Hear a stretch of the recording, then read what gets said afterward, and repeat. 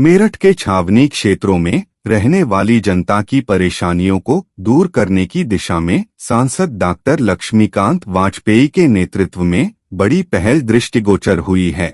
उनके द्वारा छावनी क्षेत्र में उपनिधि में बदलाव की दिशा में अब ठोस पहल शुरू हो चुकी है।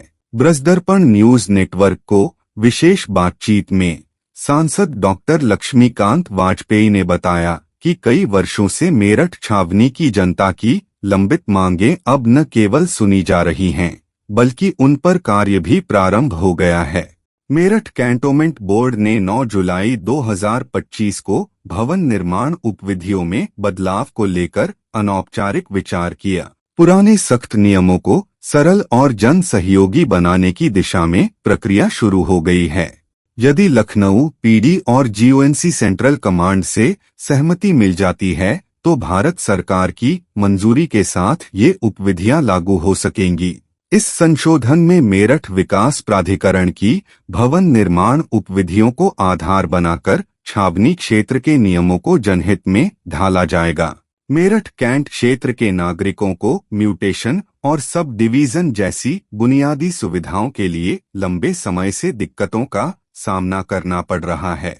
अब इन कार्यों के अधिकार सीधे कैंटोनमेंट बोर्ड को देने पर गंभीर विचार किया जा रहा है।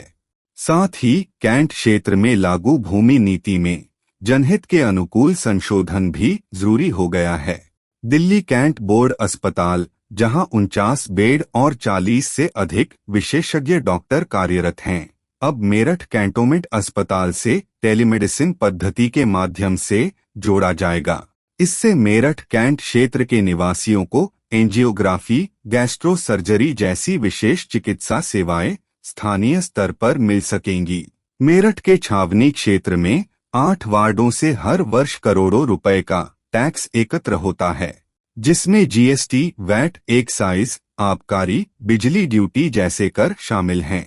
इन क्षेत्रों से केवल जीएसटी के रूप में ही लगभग 31 करोड़ 47 लाख रुपए एकत्र होते हैं। अब तक इनका कोई हिस्सा कैंट बोर्ड को नहीं मिलता था, लेकिन अब इस हिस्सेदारी की कार्यवाही शुरू हो चुकी है। उम्मीद है कि छावनी परिषद को टैक्स में निश्चित हिस्सा मिलेगा, जिससे वह जनता को बेहतर सेवाएं दे सकेगी और एक सक्षम स्थानीय निकाय के रूप में उभरेगी। मेरठ छावनी क्षेत्र के नागरिकों के लिए यह बदलाव उम्मीद की नई किरण लेकर आए हैं, जहां नियमों में नरमी, स्वास्थ्य सेवाओं में सुधार और टैक्स में हिस्सेदारी जैसे कदम क्षेत्र को नई दिशा देंगे। आइए आपको सीधे ले चलते हैं सांसद डॉक्टर लक्ष्मीकांत वाजपेयी के पास। इस पहल पर उनके विचार कुछ इस प्रकार रहे। कैंटोनमेंट क्षेत्र में एक और विशेष कठिनाई है, और वो कठिनाई ये है कि नियमतः जो जिलों से जीएसटी और अन्य प्रकार के टैक्स वसूले जाते हैं, उनका हिस्सा केंद्र और उसके माध्यम से राज्य सरकार के माध्यम से जिले के स्थानीय निकाय को आता है। लेकिन कैंटोनमेंट क्षेत्र में भी बाजार हैं, शराब के भी ठेके हैं, पेट्रोल पंप भी हैं, बिजली के भी ड्यूटी भी मिलती है, लेकिन कोई एक नया पैसा आज तक देश के 61 कैंटोनमेंट बोर्डों को देने का काम नहीं किया जाता।